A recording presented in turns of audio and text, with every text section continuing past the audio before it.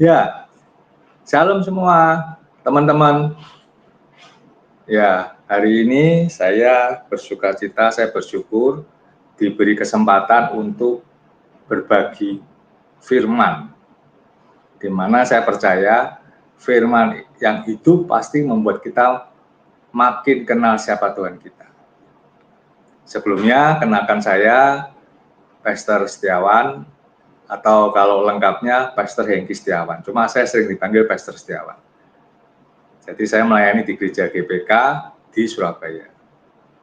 Nah, saya di program ini waktu ketemu satu pengurus diminta untuk berbagi sesuatu firman yang bisa membangun hidup kita. Akhirnya saya doa, saya menemukan satu firman yaitu bahwa banyak orang itu hidupnya nggak bisa maksimal karena apa? Dia tidak punya tujuan hidup. Dia tidak tahu tujuan hidupnya. Padahal kalau kita lihat, kita amati, setiap manusia atau setiap perjalanan manusia, kemanapun dia ada, dia selalu harus tahu tujuannya. Betul ya? Makanya orang yang nggak punya tujuan hidup, dia pasti hidupnya akan tidak terarah, tidak jelas kemana dia harus pergi. Efeknya buat kita apa? Biasanya kita akan lama-lama capek, lama-lama stres, atau bahkan sampai kita dalam titik bingung, aduh nggak tahu jelas kemana. Gitu kan. Karena orang yang nggak punya tujuan, hidupnya selalu dia akan berputar-putar dalam kehidupannya. Masalahnya itu-itu aja, kejatuhannya itu-itu aja. Atau yang kedua, dia mungkin serasa jalannya terus jalan lurus, tapi ternyata karena tidak pada tujuan tidak akan sampai-sampai. Ya sampai kemana? Contoh bayangin kalau kita lihat Musa ya dengan bangsa Israel keluar dari Mesir dan tujuannya jelas Kanaan. Kalau nggak ada Kanaan, Musa keluar dari Mesir terus kemana mereka? Ya kan? Mereka akan jalan muter-muter terus. Sampai kapan? Ya. Jadi hidup semua kalau kita mau hidupnya terus semangat dalam kehidupan, semangat dalam Tuhan harus didorong oleh mengetahui tujuan hidupnya apa. Makanya tema untuk saya putuskan untuk ambil tema adalah purpose driven life, yaitu hidup dalam satu tujuan. Kalau enggak, kita tidak akan pernah merasakan yang namanya apa yang akan kita capai. Kalau orang pertandingan tidak akan pernah sampai finish, nggak pernah dapat yang namanya hadiah. Dalam Tuhan, kalau kita nggak ada tujuan hidup dan kita nggak tahu kebenaran, dipastikan kita tidak akan pernah sampai kepada Bapa. Makanya saya ambil di sekarang ini temanya adalah purpose driven life. Ya, jadi memang ini bicara masalah gimana kita sebagai anak Tuhan yang hidupnya terarah. Karena nggak mungkin di dalam Tuhan kita nggak tahu tujuan hidup kita apa. Tapi faktanya banyak orang yang nggak tahu tujuan hidupnya. Saya selain pastor, saya juga menangani konseling, saya punya lembaga pendidikan SDM yang menangani anak-anak muda, dan banyak anak muda yang hidupnya tidak jelas, tidak terarah, aut-autan kacau, masuk dunia-dunia kegelapan, dunia-dunia yang malam. Karena apa? Mereka nggak tahu tujuan. Berapa kali saya ketemu mereka, saya ngobrol konseling, Saya tanya mereka, kamu ngapain sih? Hidup kamu ngapain? Gitu. Kamu ngerti nggak kalau kamu ini misalkan sampai pakai narkoba, ya mereka tuh biasanya nggak bilang gini, ya Pak, yang penting happy Pak, seneng Pak, betul loh. Yang penting kitanya bisa nikmati hidup. Gitu. Terus saya bilang juga ke mereka, nah, kamu nggak mikir masa depanmu. Mereka bilang banyak kan gini, masa depan itu nanti Pak, yang penting kita jalani hidup ini dengan happy, sambil jalan, sambil kita akan nyampe kemana, pasti kalau kita happy, pasti yang kita cari pasti happy juga. Lucu ya? Aneh, menurut saya aneh. Karena memang nggak mungkin gitu. Makanya generasi muda, anak-anak muda atau orang-orang sekarang nggak punya tujuan hidup, hidupnya pasti akan tidak terarah. Nah, kalau tidak terarah, si jahat selalu ingin membuat setiap orang ciptaan Tuhan itu tidak mempunyai arah tujuan. Nah, sebelum kita bicara masalah tujuan hidup, setiap manusia, season ini saya akan bicara soal bagaimana sih Tuhan punya tujuan untuk setiap manusia. Tuhan, apa sih tujuan Tuhan menciptakan manusia? Betul ya? Itu penting gitu. Karena kalau nggak tahu proses tujuan penciptaan manusia, kita akan ya nggak pernah tahu bahwa kita ini hidup untuk apa. Karena kalau kita mau tahu tujuan hidup kita sampai akhir sesuai maunya Tuhan, harus tahu maunya Tuhan itu apa. Betul ya? Nah, banyak anak Tuhan yang orang Kristen khususnya, anak Tuhan Kristen khususnya, dia ikut Tuhan, jadi Kristen, ikut Tuhan, bergereja rutin, tapi sebenarnya dia nggak tahu tujuannya apa. Makanya hidupnya gitu aja. Ada masalah jatuh dalam dosa, ada masalah diselesaikan dengan hal duniawi. Kenapa? Bahwa dia nggak ngerti Tuhan itu ngapain, Tuhan itu sebagai apa. Gitu. Makanya buat dia Tuhan sebagai Tuhan jauh di sana.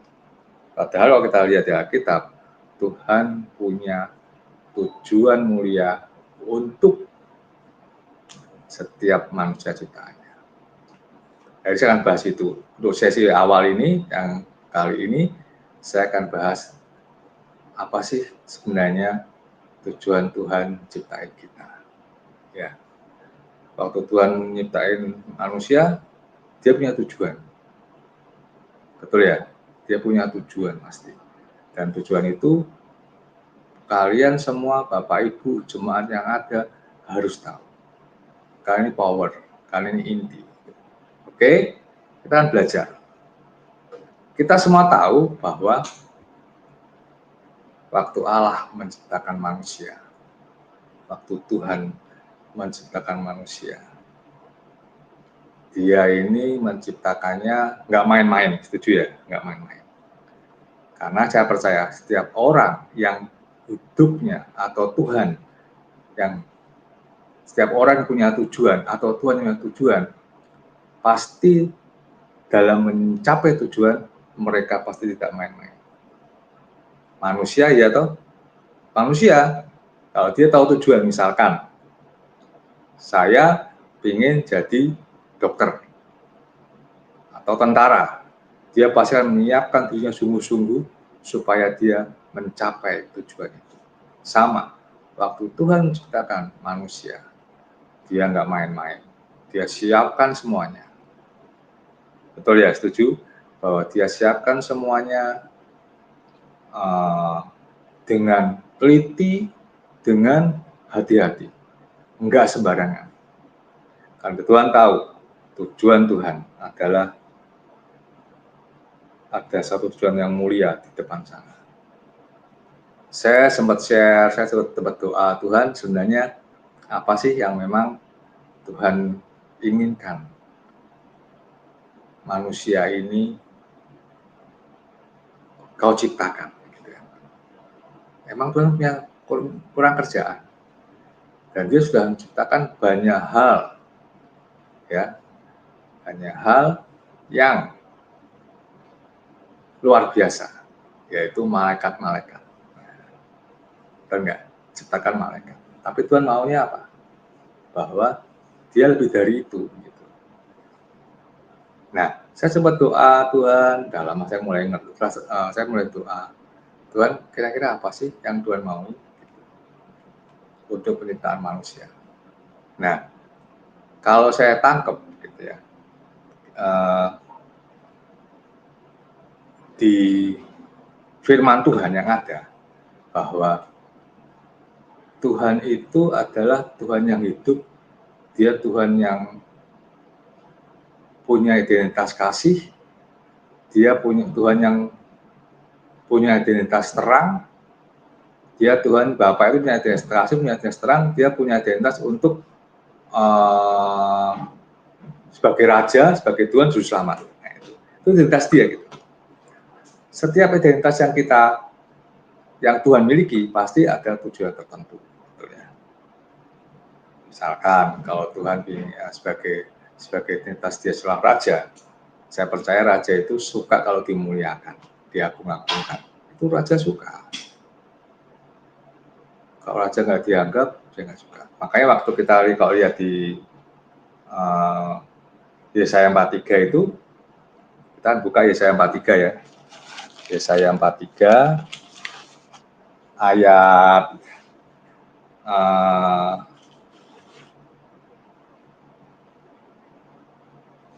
bentar, 7. Yesaya 43 ayat 7 ya.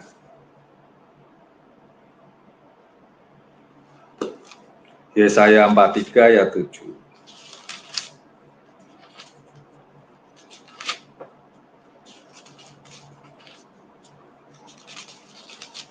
Semua orang yang disebutkan dengan namaku yang apa nih, saya baca sini aja ya.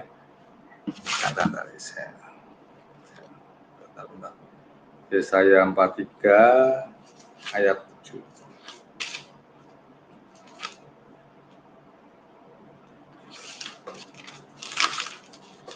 Itu baca itu kelihatan juga. Ayat 7. Semua orang yang disebutkan dengan namaku yang kuciptakan untuk kemuliaanku, yang kubentuk dan yang juga kujadikan. Ya, jadi memang dibilang gini, Tuhan itu menciptakan manusia untuk kemuliaan. Berarti apa? Tuhan itu suka yang dibilang dia dimuliakan, dia diagungkan. Karena apa? Dia identitas sebagai raja. Ya. Jadi Tuhan punya itu. Semua orang identitas yang dimiliki pasti, atau Tuhan, semua identitas yang dimiliki seseorang atau Tuhan itu pasti ada tujuannya. Dan Tuhan itu suka orang kalau mengagungkan dia. Makanya Tuhan suka kalau ada orang nyembah dia, worship dengan benar, gitu. Yang taat sama dia suka. Tapi kalau sampai orang itu membuat nama Tuhan dimuliakan, dia suka itu. Itu Bapa kita, itu Raja kita. Itu yang pertama. Jadi Tuhan punya tujuan, Bapa punya tujuan untuk dia dimuliakan. Karena dia sebagai Raja, sebagai kasih adanya. Nah ini kasih. Kasih itu pasti akan mengarah ke yang namanya dia suka saling. Bapak suka saling. Makanya Bapak itu karena dia kasih, dia harus bisa melepaskan kasihnya pada sesuatu atau seseorang atau malaikat. Itu kasih. Bahkan dia bilang kalau kamu saling mengasihi, kamu adalah murid-muridku. Artinya apa? Kalau kita bisa saling mengasihi satu sama lain, itu murid-murid. Dan kasih inilah yang akan membuat Tuhan suka dengan manusia, ciptaan yang sempurna. Itu tujuannya. Jadi semua seperti itu. Nah, sekarang kita lihat, Tuhan juga suka, karena dia kasih, dia suka sesuatu yang kasih itu bisa maksimal. Nah, Makanya saya bilang, Tuhan, waktu itu saya dalami, saya bilang, Tuhan, apa sih kok, kenapa kamu repot-repot gitu buat apa bumi, kamu repot-repot buat apa namanya manusia, padahal dia sudah punya segala. Cuma dia saya tangkap gini, enggak, di dalam hati Tuhan sesuatu yang dia akan lepaskan itu untuk kita semua. Apa itu? Nah, apa itu? Makanya saya mulai doa, ini saya mulai awal, ini saya dapat awal saya bertobat, saya bilang, kenapa Tuhan sih kok mintain manusia repot-repot? Dan saya awalnya gini, waktu saya dapat di Wahyu bahwa dibilang gini, akulah Alfa dan Omega. Wahyu 21 itu ada. Jadi akulah Alfa dan Omega, gitu. Jadi dia adalah awal dan yang akhir. Artinya semua kehidupan manusia ini itu pasti Tuhan sudah punya rencana. Awalnya gimana, akhirnya gimana. Gitu. Dan yang saya lihat di Wahyu 21 dibilang gini, yaitu Yerusalem baru, surga di bumi. Artinya apa? Memang dari awal Tuhan ingin, yang saya tangkap ya, Bapak tuh ingin ada satu tempat di mana itu adalah seperti surga, selain di surga, supaya kemuliaan Tuhan ada di situ. Tapi kalau hanya surga aja, di bumi, di satu tempat ada surga aja, nggak ada siapa-siapa, ya bukan surga. Padahal Tuhan itu adalah Bapak yang kasih itu saling, kasih itu adalah sesuatu yang harus saling muncul melayani, saling melayani. Gitu. Kalau nggak seperti itu, kasih nggak berfungsi. Kan dibilang kasih itu harus saling melayani, saling berbagi. Kalau nggak ada itu, nggak berfungsi. Nah, kalau surga ada satu tempat di lain surga yang ada, dan itu nggak ada siapa-siapa, nggak berfungsi di surga. Surga itu menurut saya, yang saya dalamin di akhirat banyak, di Yesaya juga ada. Surga itu sana ada malaikat yang menyembah Tuhan, memuliakan Tuhan.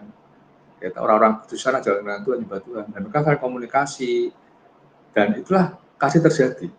Dan Bapak ingin bahwa ada satu tempat lagi yang saya dalami, yaitu surga juga. Tapi kalau surga aja, tidak ada sesuatu di dalamnya atau makhluk dalamnya, itu bukan surga. Karena surga pasti harus ada kehidupan. Dan kenapa saya percaya itu? Kenapa? Tuhan ngomong sendiri kan. Bapak bilang apa?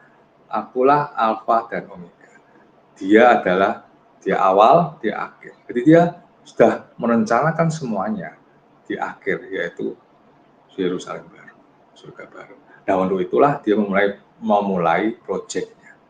Dia siapkan surga baru dengan penciptaan bumi dalam semesta. Dan dia tahu kalau bumi ini bumi yang dibuat Tuhan, bumi baru yang luar biasa seperti surga. Artinya dia harus ciptakan manusia atau makhluk yang sempurna sama seperti dia. Kalau enggak bisa, percuma. Karena apa? Namanya juga surga. Sana hanya ada Tuhan dan malaikat. Kalau tempat lain bilang surga juga, berarti harus di situ ada juga seperti, harus ada makhluk yang seperti Tuhan dan seperti malaikat. Karena baru itulah yang dibilang surga. Kalau dibilang Yerusalem baru kok istilah Wahyu. Tapi udah, buat saya itu keinginan Bapak dari awal. Tuhan, Bapak ingin menciptakan Yerusalem baru, surga baru yang ada di sesuatu tempat selain surga yang ada. Supaya apa? Supaya kasih Bapak ini bisa saling, bisa hidup untuk apa? Membuat surga ini seperti surga di sana.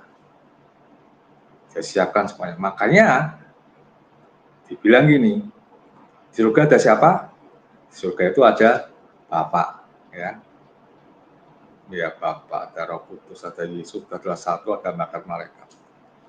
Surga seperti itu kan. Dan dia ingin, karena ini kan prototipenya surga. Yerusalem bumi baru ini, surga baru ini. Jadi harus buat seperti dia. Maka dia ciptakan manusia, dibilang apa? Serupa dan segambar dengan dia. Supaya prototipenya Bapa, Roh Kudus dan Anak itu juga ada di surga yang baru. Jadi kalau Bapak buat manusia ini iseng, nggak iseng ya. Bapak siapkan karena dia punya visi, dia punya tujuan di depan sana. Dia ingin ada surga selain di surga, surga baru. Dia siapkan semuanya. Supaya apa? Supaya Bapak sebagai kasih itu bisa hidup di sana seperti di surga. Supaya yang bisa mengelola surga hanya Bapak. Oke, dia ciptakan prototipenya Bapak ini yang sama segambar dengan Bapak, Roh Kudus dan Yesus itu ada di surga baru. Makanya waktu penciptaan manusia nggak main-main. Bapak nggak main-main, Bapak sungguh-sungguh. Makanya kalau kita lihat di kejadian 2, saya mau buktikan bahwa Bapak itu nggak main-main karena dia pingin bahwa manusia, makhluk yang diciptakan itu harus sempurna. Sempurna. Kita buka kejadian 2 ayat 7. Kejadian 2 ayat 7.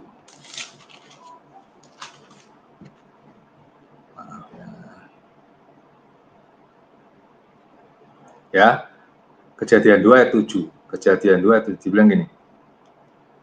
Ketika itulah Tuhan Allah membentuk manusia dari debu tanah dan mengembuskan nafas hidup ke dalam hidupnya. Demikianlah manusia itu sebagai makhluk yang hidup. Nah, dibilang apa? Manusia diciptakan dari tanah, enggak. Debu tanah. Ya, kalau binatang diciptakan kejadian dari tanah, diambil tanah dibuat. Tapi kalau manusia diciptakan dari mana? Debu tanah. Artinya apa? Tanah yang halus, yang bersih. Jadi yang saya bayangin, mungkin tanah diambil, dia pisahin dulu, mungkin ada kerikil dipisahin, mungkin ya. Yang bayangan saya nih, ada kotoran diselesai sampai jadi bersih, sampai halus, baru dia dibentuk, ya, dibentuk seperti manusia. Wah, mungkin kalau saya bayangin seperti tanah dibentuk seperti manusia gitu, ya. Terus dia apa? Dia hembuskan nafasnya.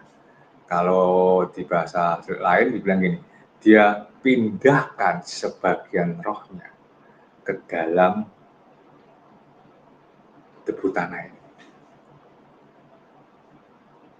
Karena dia punya Bapak punya tujuan, dia mulai menyiapkan semuanya dengan sebaik-baiknya, sempurna. Supaya apa? Makhluk ciptaannya ini yang dibentuk sama dia, dibuat oleh dia itu sempurna, sama seperti dia, serupa dan segambar dia.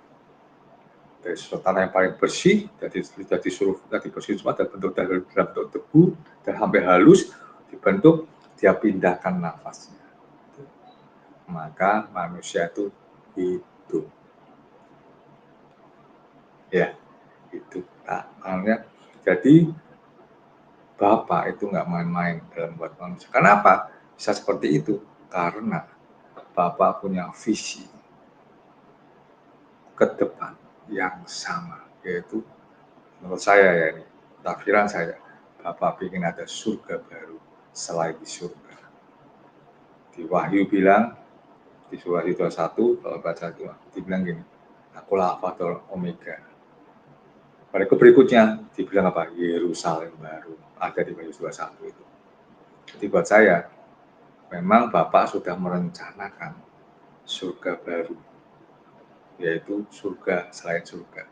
Tapi namanya surga itu nggak main-main, harus orang-orang yang seperti serupa karakter Yesus.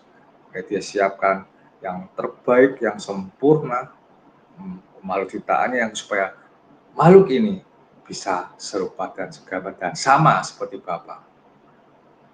Nah, kenapa dia pindahkan, Bapak pindahkan rohnya ke manusia ini? Karena supaya manusia ini nggak sebagai manusia hidup, tapi dia punya hati, punya pikiran seperti Allah. Sekali lagi, Bapa menciptakan manusia karena satu tujuan tertentu. yaitu surga. Ini gak main-main. Dia siapkan tanah pun dia siapkan semuanya. Karena apa? Dia ingin hasil ciptaannya ini sama dan serupa seperti dia. Nah, supaya sama seperti dia gimana? Dia pindahkan rohnya ke dalam tubuh tanah ini. Dan hidup harapannya, kerinduan dia adalah yang Bapak, hati Bapak, pikiran Bapak ada dalam diri manusia, yaitu Adam. Kayak Adam dan bumi. Nah, dia siapkan itu. Makanya tugas Adam adalah apa? Kita baca, mengelola. Kita memberi nama hewan, mengelola tanaman, mengelola yang ada di Taman Eden. Karena kalau Adam dibuat seperti tanah, asal-asalan, saya pastikan Adam tidak pernah dibilang serupa dan segambar seperti Allah. Dan Bapak Ibu tahu semua, saudara tahu semua bahwa kalau kita pernah buat tanah liat ya, buat tanah ya, atau gerabah atau apa sih ya namanya, kendi ya itu kan pakai tanah liat dibentuk. Itu juga sama, itu harus dibuat tanah yang benar-benar halus, tidak ada kerikil apapun juga. Kalau ada kerikil, ada apapun juga, masih ada sedikit aja, kecil aja. Meskipun itu dibuat yang bagus, ya, rapi, cantik, dan Bapak tahu semua gerabah atau namanya yang dari tanah itu pasti dibakar. Kalau dia ada kerikil satu pun, itu kalau itu dibakar pasti pecah. Jadi waktu mereka membuat gerabah atau kayak kendi atau gentong itu, mereka kalau mau hasil yang terbaik, mereka harus sampai apa namanya, dilihat tanahnya sampai halus banget. Baru mereka yakin kita bentuk bagus, mereka bakar. Oke. Sama waktu Bapak nyiapin Adam, dia buat Adam dari debu tanah.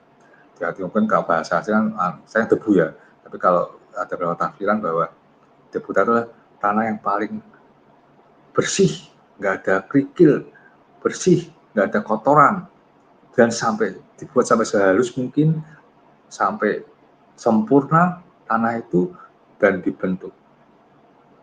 Makanya Adam adalah makhluk yang sempurna ciptaan Tuhan, lebih dari malaikat. Ya, kalau Tuhan punya tujuan, dia buat yang terbaik untuk tujuan itu. Sama, kita manusia yang punya tujuan, dia akan berbuat yang terbaik, serius mengejar tujuan itu. Dia akan tahu kemana dia melangkah. Orang yang tahu tujuannya, dia akan berusaha untuk terus mengejar itu, apapun resikonya. Tapi orang yang nggak punya tujuan, dia akan selalu nggak punya motivasi, nggak jelas. Saya kan sering konsultasi dengan anak-anak SMA yang nggak tahu jurusan mau kuliah apa, gitu ya. Dari anak SD, SMP, karena saya ada di pelayanan seperti itu. Saya temukan hampir 70-80% anak-anak yang nggak punya cita-cita, dia pasti sekolahnya ya gitu-gitu aja gitu. Gak ada satu yang dikejar, nggak ada. Tapi orang-orang yang punya cita-cita, anak-anak SMP, SMA punya cita-cita, mau jadi dokter apapun juga, lihat, dia akan mengejar, belajar sungguh-sungguh, nilai yang bagus, untuk apa? Untuk mencapai cita-citanya. Dan saya temukan itu di anak-anak muda yang paling simpel ya, yang nggak tahu tujuan kuliahnya. Dia nggak jelas, mereka nggak jelas. Akhirnya ya udah sekolah aja. Terus kalau tanya kenapa kamu orang yang pintar, kenapa kamu nggak ranking 10 besar atau 5 besar? Ranking buat apa Pak? Gitu-gitu. Yang penting lulus kok. Naik kelas. Kenapa? Mereka nggak ada tujuan. Tapi orang-orang yang punya cita-cita jelas, mereka akan sungguh-sungguh. Karena apa? Karena kalau kita sungguh-sungguh, pasti ada upah yang akan kita terima. Contoh, kalau kita nilai bagus, sungguh-sungguh ngejar cita-cita, meskipun dia nggak mampu, pasti ada yang beasiswa. Gitu. Karena ngejar itu, siapapun yang kita lakukan dengan sungguh-sungguh, pasti ada upah yang kita terima. Itu prinsip. Demikian juga dalam Bapa, dalam Tuhan. Kalau kita dalam Tuhan sungguh-sungguh, tahu visi tujuan hidup kita hidup dalam Tuhan sungguh-sungguh, setia, tahu perintah Tuhan untuk mencapai visi hidup kita. Lihat, Tuhan akan sertai kita. Tuhan akan bersama dengan kita. Itu upah yang kita terima. Jadi buat saya, tujuan hidup itu penting.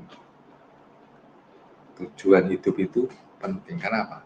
Tujuan hidup yang kita miliki mendorong kita lebih semangat, lebih mau kerja keras. Karena apa? Saya harus sampai di situ. Dalam satu pertandingan, ya, orang pasti kan ikut pertandingan, tahu arahnya. Saya akan finish, saya akan juara. Karena apa? Ada hadiah yang akan kita terima. Dia latihan, dia mungkin tiap hari, dia akan berusaha menjaga fisik, makan yang sehat supaya apa? Waktu pertandingan, dia akan mencapai sesuatu. Upah di sana, sama dengan kehidupan kita. Orang kalau itu pertandingan, nggak ada hadiahnya, nggak ada finishnya, mau ikut? Nggak mau. Artinya apa?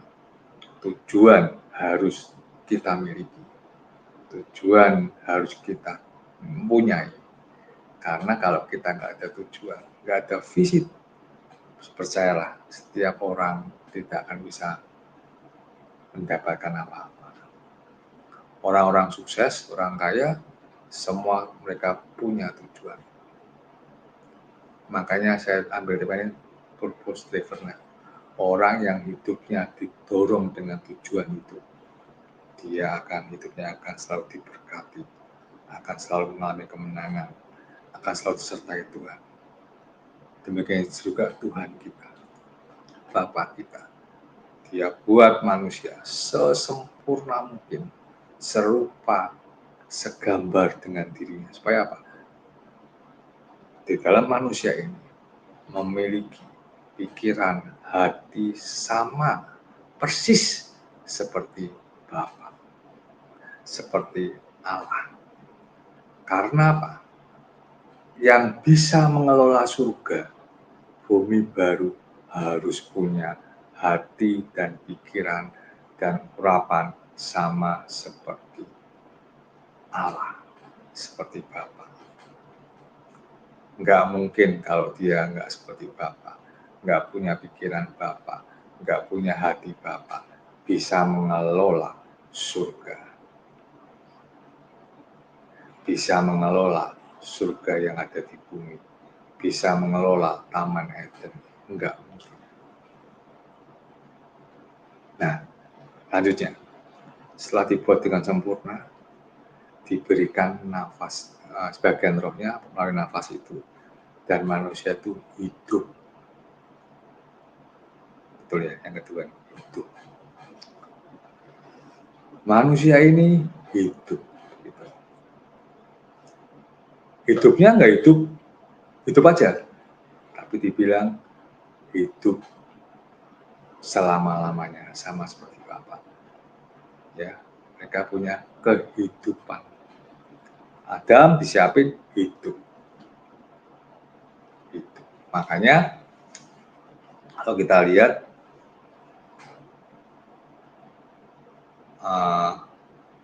Kalau kita lihat, begitu Adam dihembuskan nafas Tuhan dan dipindahkan rohnya, dia seperti manusia itu.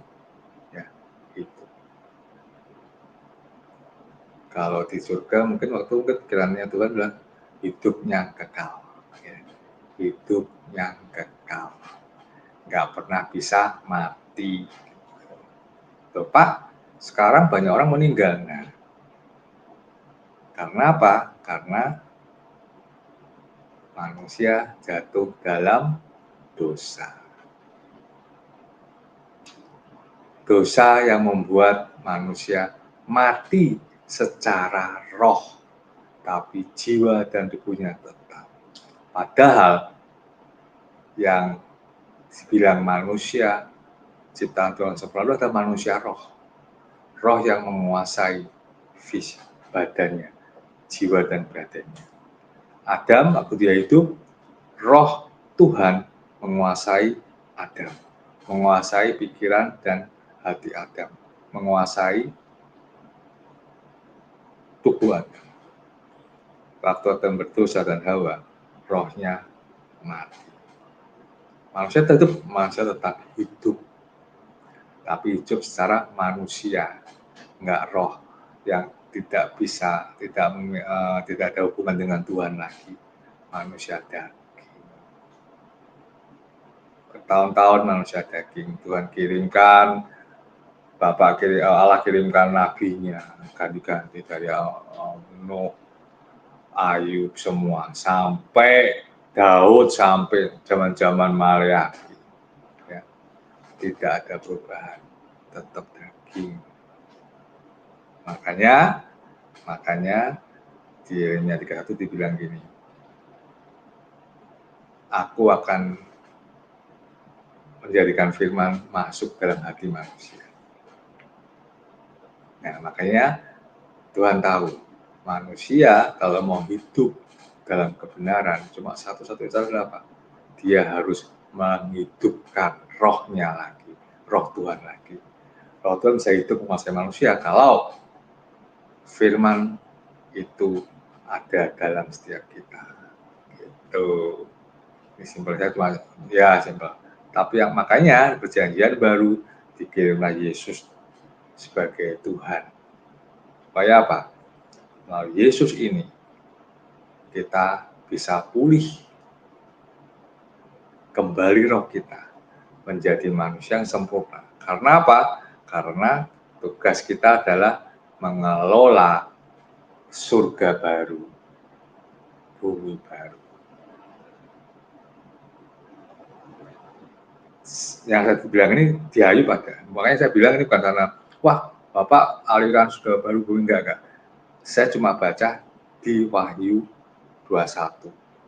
Dia bilang, Bapak bilang, Allah bilang ada melalui perkataannya dengan Yohanes bahwa Bapak adalah Alfa dan Omega. Makanya dia bilang dia tahu apa yang awal, apa yang akhir. Ya. Dan akhirnya adalah apa? Yerusalem baru. Alkitab ada. Saya nggak bahas itu, saya cuma bahas gini, bahwa Bapak punya goal di akhir semua, yaitu surga baru, seperti di surga di sana. Nah, makanya untuk memerintah surga itu harus dipulihkan, dikembalikan roh Tuhan menguasai manusia ini. Kirimlah Yesus, ya. Terus barang siapa menerima Yesus sebagai Tuhan, rohnya akan hidup kembali. Nah, orang-orang seperti itulah yang disiapkan Tuhan untuk nanti memerintah. Karena apa? Karena memang surga hanya bisa diperintah makhluk yang sama dan serupa, segambar dengan Bapa. Dan itu yang bisa lakukan hanya manusia ciptaan yang sempurna. Yaitu kita, makanya kalau kita lihat di Kejadian 3:16 dibilang kan, Kejadian 15, coba kita buka biar tahu. Kejadian ini cuma Kejadian 3 ayat 15-16. Ini yang terkenal. Kejadian 3 ayat 15-16. Kejadian 3 ayat 15-16 ya.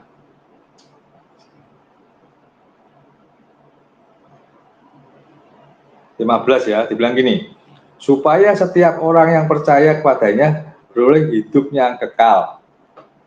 Karena begitu besar kasih Allah akan dunia ini, sehingga ia telah mengaruniakan anak yang tunggal, supaya setiap orang yang percaya kepadanya tidak binasa, melainkan beroleh hidup yang kekal. Ya. 15-16 dibilang gini, bahwa kalau kita percaya Yesus, kita memiliki hidup yang kekal. Kenapa?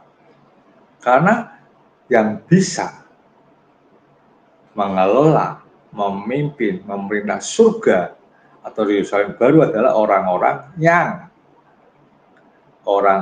yang harus punya, yang disebut orang-orang yang manusia roh, orang-orang yang punya, yang serupa dengan segambar dengan Bapa, yang rohnya sama seperti Bapa, roh Tuhan yang menguasai manusia itu. Makanya dibilang gini, kalau kamu percaya Yesus,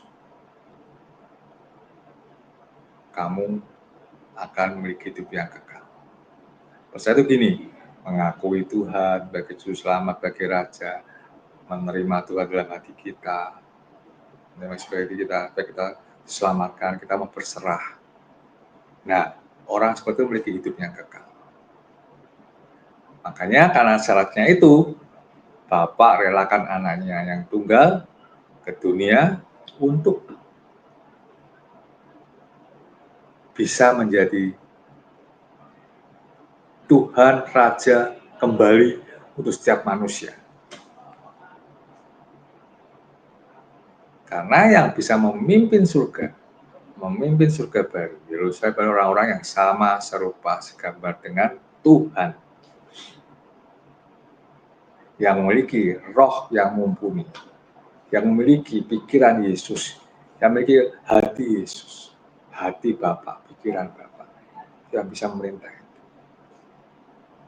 Jadi Tuhan ingin pulihkan itu. Dia relakan anaknya. Nah, Bapak sampai relakan anaknya Yesus Kristus disiksa. Karena apa? Dia mengasihi manusia sebagai manusia ciptaannya. Tapi di luar itu semua, dia punya tujuan yang mulia. Dia ingin kerinduan dia akan surga atau Yerusalem baru itu terwujud. Karena kalau nggak tinggal, makanya saya bilang, orang yang punya visi tujuan, dia pasti selain punya semangat, dia mau kerja keras, dia pasti mau berkorban.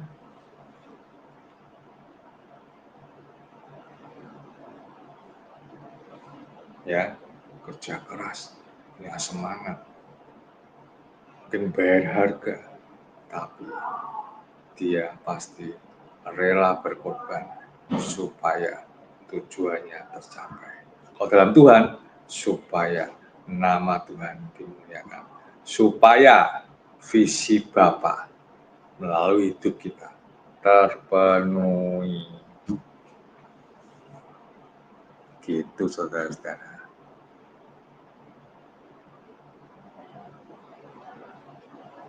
Itulah pentingnya kita memiliki tujuan hidup. Sudah dimulai dari Bapa. Makanya orang-orang yang hidupnya benar dalam Tuhan, yang hidupnya di dalam Tuhan, dan Yesus dan Roh Kudus ada dalam dirinya, pasti dia harus tahu tujuan hidupnya. Minimal tujuan hidupnya di dalam Tuhan. Tapi yang kedua, nggak hanya tahu. Kalau kita tahu, saya percaya orang yang punya tujuan hidup, dia akan bekerja keras, habis-habisan. Itu benar dalam Tuhan untuk mencapai apa yang dimaui Bapa. Tapi untuk mencapai itu, kita harus hidup dulu. Jadi kalau dibilang tujuan Tuhan kepada manusia bisa tercapai kalau kita memiliki hidupnya kekal. Hidup kekal itu gimana? Hidup kekal itu adalah mengenal Tuhan sebagai juru selamat, mengenal Tuhan sebagai Raja, dan percaya kepada Tuhan dan taat akan perintah-perintah Tuhan. Itu hidup kekal. Karena apa? Hidup kekal itu goalnya bukan sekarang, tapi ke depan.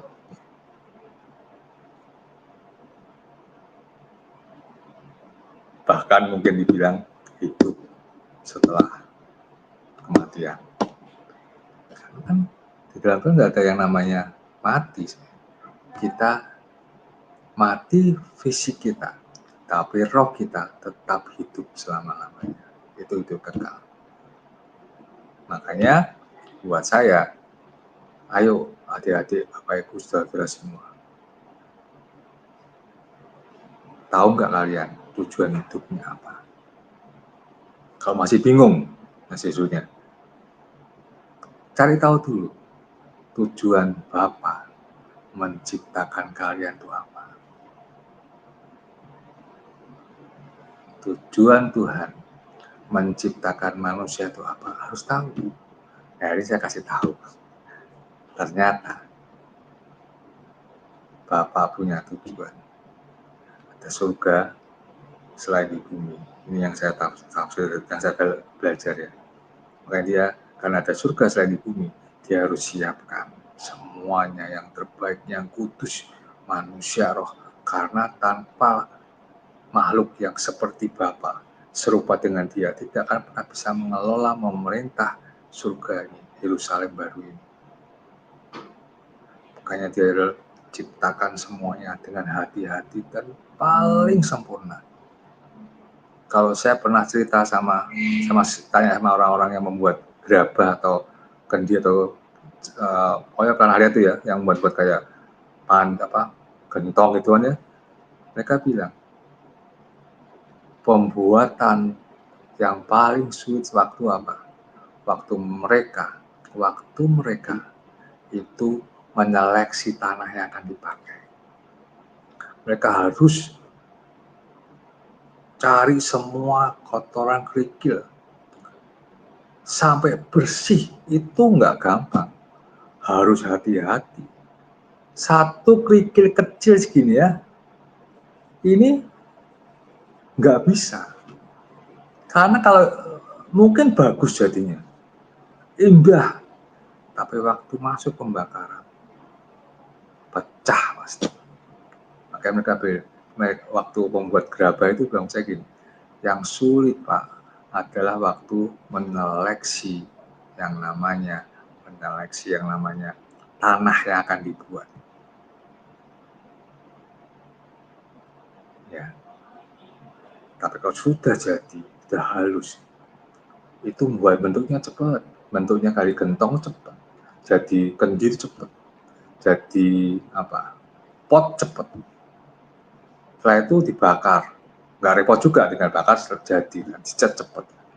Makanya Tuhan bilang, jaga kitab ya, dia menciptakan manusia itu nggak bisa, saya yakin nggak bisa sejam 2 jam. Karena apa? Sampai dia yakin tanah itu benar-benar seperti debu dan bersih. Supaya apa? Waktu diberikan nafasnya atau rohnya, tanah itu siap menerima. Karena dia sama seperti Bapa, sobat dengan dia. Artinya apa? Dia harus tahan banting, siap menghadapi masalah, siap punya kuasa, mengaruhkan kuasa yang ada, siap mengasihi musuh-musuhnya, gitu. Bapak kan seperti itu. Nggak bisa roh Tuhan itu yang suci kudus ditempatkan pada tubuh yang asal-asalan atau tanah yang asal-asalan.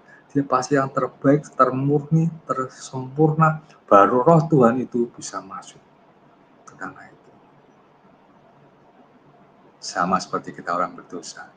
Waktu kita terima Yesus sebagai Tuhan, mungkin kita nggak salah, kita dirinya kotor, kita banyak dosa, tapi kalau kita mau ngaku dosa kita, Tuhan ngomong, dia akan disucikan, kuduskan. Dan waktu kita terima Yesus sebagai Tuhan, roh itu masuk dalam diri kita.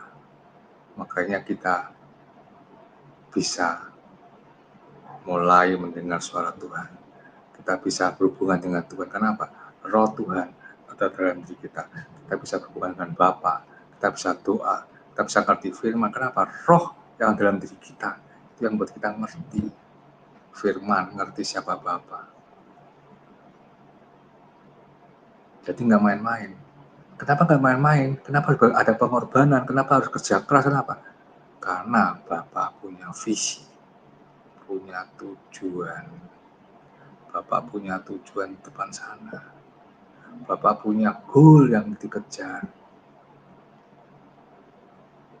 Kalau Bapak nggak punya tujuan, nggak punya goal, Bapak nggak akan susah-susah repot ciptain bumi, ciptain manusia. Bumi gampang sih ya, cuma jadilah bumi. Tapi manusia enggak, karena dia mau manusia ini manusia yang sempurna, sama seperti Bapa. Kalau kita mau sempurna, kita harus sempurna. Cara melakukannya, cara bekerjanya, cara bertindaknya, cara berpikirnya, cara merasakannya harus sempurna, sama seperti Bapa. Dimulai dari apa? Dari hidup kita. Menerima Yesus sebagai Tuhan, berserah pada Dia, mau menerima Tuhan sebagai Raja kita, Bapa kita, dan kita hidup sama-sama dengan Dia. Kenapa itu semua terjadi? Karena karena Bapa punya tujuan. Bapa buat manusia, bumi nggak iseng. Bapa punya tujuan. Bapa punya goal yang dia mau kejar. Kayak dia berusaha habis-habisan membuat manusia sesempurna mungkin. Kayak dibilang gini, manusia diciptakan apa? Serupa dan segambar. Artinya apa? Sama persis dengan Bapa, Putra, dan Roh Kudus. Karena hanya orang-orang mempunyai karakter seperti itu, roh seperti itu, mereka yang bisa mengelola, memimpin surga. Kalau zaman Adam, yang bisa memimpin, mengelola Taman Eden. Tapi kalau goal yang ke depan adalah mengelola surga yang diingini Bapa, yaitu Yerusalem baru. Ini yang saya dapat dari Wahyu ya. Karena apa saya yakin itu goal Tuhan? Karena Tuhan ngomong, akulah Alfa dan Omega. Dia tahu yang awal, dia tahu yang akhir. Ya Bapak Ibu, jemaat semua yang saya kasihi, ini awal start firman saya. Sebelum saya bicara mengenai banyak hal, ketahuilah dulu, Bapa menciptakan manusia untuk apa? Dan Bapa menciptakan manusia karena dia punya tujuan. Dan tujuan itu harusnya juga dimiliki oleh setiap kita manusia ciptaannya. Kandisan seperti itu ya. Kalau enggak, Tidak ada yang namanya kerja keras, semangat, ketaatan, mengenal Tuhan dengan baik, berkorban, berharga, nggak akan bisa terjadi dalam setiap kita. Orang-orang yang tidak punya visi, nggak punya tujuan hidup, tapi tujuan hidup membuat kita tahu arahnya, kita berjuang, kita semangat, kita punya strategi, kita apalagi mau berkorban supaya apa? Tujuan itu kita capai. Oke Bapak Ibu, saudara semua, ayo mulai yang sudah punya tujuan hidup, oke, teruskan. Semangat terus, kerja terus sampai itu tercapai. Tapi yang belum punya mulai berdoa sama Tuhan, Tuhan aku tujuan hidupku apa? Minimal hari ini kalian tahu, Bapak punya tujuan sampai dia korbankan semuanya, dan mungkin nggak mulus sampai tujuan, tapi dia akan berjuang terus sampai itu tercapai. Dan Bapak Ibu yang belum punya tujuan atau saudara semua, ayo doa sama Tuhan, tujuannya, tujuan hidupmu apa? Mungkin awal bukan rohani itu, tuh saya pengen jadi hamba Tuhan, enggak. Awal aja start ya, tujuan hidupnya apa? Misalkan contoh paling gampang gini, aku kok pengen hidup ini, misalkan ke depan saya pengen punya panti asuhan. Hal simpel, aku pengen kok pengen nginjil ke satu desa tertentu. Aku pengen jadi berkat untuk orang-orang nggak mampu. Itu tujuan manusia. Tapi saya percaya dengan tujuan global, dengan apa yang Tuhan inginkan, yaitu manusia kembali ke Tuhan. Sebagai manusia, selain kita punya tujuan untuk Tuhan, kita harus punya tujuan secara hidup kita pribadi. Hidup kita pribadi. Yang tujuan itu semuanya menuju tujuan itu. Paling gampang, tujuan hidup kita, kausa rohani, dan itu tugas semua kita, yaitu adalah kita menggenapi rencana Tuhan, yaitu menjadi saksi dan menjadikan semua bangsa murid Tuhan. Itu global. Dari situ, Bapak Ibu, saudara semua bisa mulai mencari, oh, kalau aku mau jadi saksi, menjadikan semua murid bangsa murid Tuhan, cara apa? Aku ingin buat komunitas atau komsel. Aku ingin ada teman-teman doaku. Aku ingin buat panti asuhan supaya aku bisa muridkan orang. Banyak hal, tapi dimulai dari apa? Dimulai dari keinginan Tuhan apa? Misi Tuhan yaitu dua. Jadi saksi dan menjadikan bangsa murid Tuhan. Misinya apa? Itu tugas Bapak Ibu Saudara semua. Melalui apa? Supaya misi Tuhan menjadikan murid dan menjadi saksi itu tergenapi. Supaya kalau tergenapi, kita semua goalnya adalah semua menuju ke visi Tuhan yang utama, yaitu menjadi orang-orang yang disiapkan Tuhan bisa mengelola surga yang ada di bumi. Oke, teman-teman, Bapak Ibu, jiwa saudara semua, pegang itu. Mulai berdoa yang belum punya visi Tuhan, mulai berdoa, Tuhan, aku mau apa nih Tuhan? Aku harus gimana Tuhan? Yang pasti Tuhan, hari ini aku tahu visimu. Sekarang tujuan hidupku untuk mencapai visi Tuhan itu apa? Melalui apa? Ayo berdoa. Terima kasih Bapak Ibu semua, terima kasih. Saya tetap berdoa Bapak Ibu, hidup lebih terarah, lebih tahu kehendak Tuhan, supaya makin bersemangat hidup kita dalam melayani Tuhan. Terima kasih Bapak Ibu. Yuk kita berdoa yuk. Tuhan terima kasih. Yang percaya firman-Mu singkat, tapi kami percaya Tuhan, biarlah firman ini menjadi terus hidup dalam kehidupan setiap pendengar Bapak. Supaya mereka hari demi hari bisa makin hari makin ngerti kehendak Tuhan atas hidup kami semua Bapak. Dan kami bisa menjalankan dengan sukacita dan damai sejahtera sesuai maunya Tuhan. Sehingga nama-Mu dimuliakan. Terima kasih Bapakku, terima kasih. Sekarang hamba sudah selesai bicara, tapi hamba percaya firman-Mu tetap bicara dalam hati, dalam pikiran setiap jemaat-Mu Bapak, supaya mereka makin hari makin ngerti, kenal siapa Engkau sesungguhnya, dan mereka bisa hidup dengan sukacita, damai sejahtera, dan kasih Tuhan menyertai mereka sampai selama-lamanya. Terima kasih Tuhan Yesus, dalam nama Yesus, haleluya, amin. Tuhan Yesus memberkati.